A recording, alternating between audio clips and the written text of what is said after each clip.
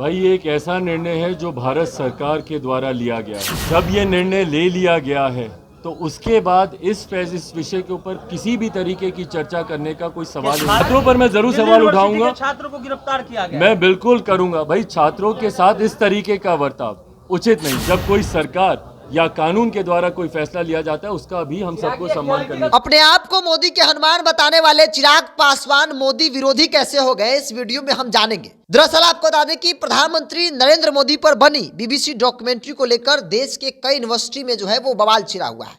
कई छात्र संगठन जो है वो सड़कों पर उतरकर नारेबाजी कर रहे हैं, इसका विरोध कर रहे हैं। और इसमें चिराग पासवान का जो बयान आया है उससे आप अंदाजा लगा सकते हैं कि चिराग पासवान प्रधानमंत्री मोदी या यूं कहे तो मोदी सरकार द्वारा लिए गए फैसलों का समर्थन भी करते हैं और उस फैसलों के अंतर्गत हुई गिरफ्तारी का विरोध भी करते हैं। दरअसल आपको बता दें कि बीबीसी इंडिया ने द मोदी कन्वेंचर शीर्षक के 2 पार्ट में एक नई डॉक्यूमेंट्री सीरीज बनाई है। यह सीरीज गुजरात में 2002 में हुए दंगों पर आधारित है। तब प्रधानमंत्री मोदी वहां के मुख्यमंत्री यानी कि गुजरात के मुख्यमंत्री हुआ करते थे।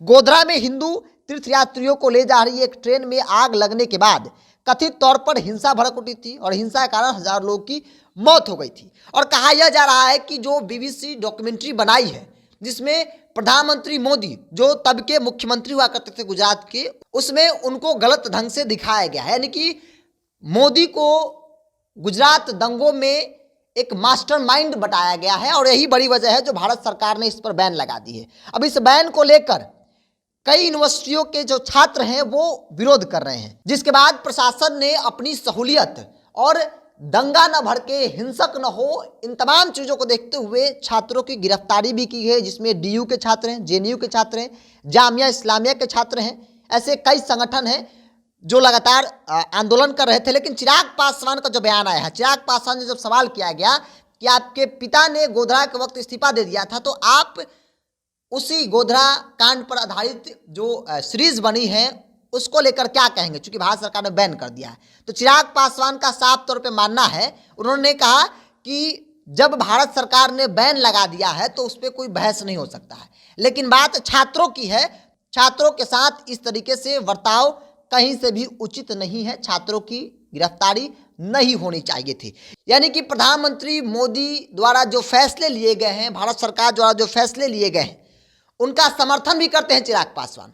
दूसरी तरफ उन छात्रों के साथ भी खड़े हैं जो प्रधानमंत्री मोदी पर बनी जो डॉक्यूमेंट्री है जिसमें उनको गलत ढंग से बताया गया है, जिसमें गोधरा कांड का मास्टरमाइंड तक बताया गया है। कहा जा रहा है कि गोधरा कांड का मास्टरमाइंड जो है वो मोदी को बताया गया है और यही बड़ी वजह है जो भारत सरकार ने बैन की है ताकि देश का माहौल जो वो खराब न हो।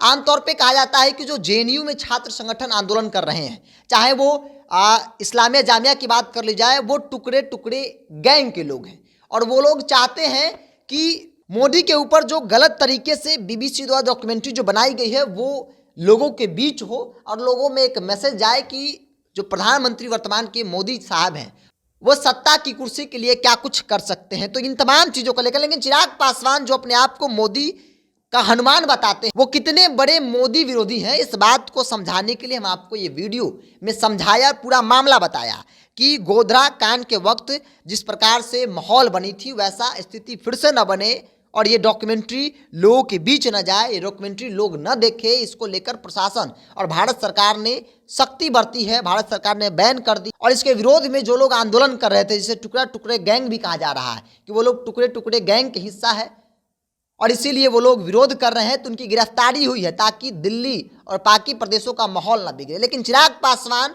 उन छात्रों के साथ खड़े हैं, एक तरफ भारत सरकार के फैसलों का स्वागत भी कर रहे हैं, दूसरी तरफ उन छात्रों के साथ भी खड़े हैं और कह रहे हैं कि छात्रों के साथ इस तरीके से बर्ताव पुलिस की कहीं से भी ठीक नहीं है। तो हमने इस वीडियो में बताया कि चिराग पासवान जो अपने आप को मोदी का हनुमान बताते हैं वो कितने बड़े मोदी विरोधी हैं, आपको जानने और समझने की ज़रूरत है। आपको क्या लगता है कि वाकई में चिराग पासवान मोदी के हनुमान है या फिर मोदी विरोधी है? अपनी प्रतिक्रिया कमेंट्स बॉक्स में ज़रूर रखें।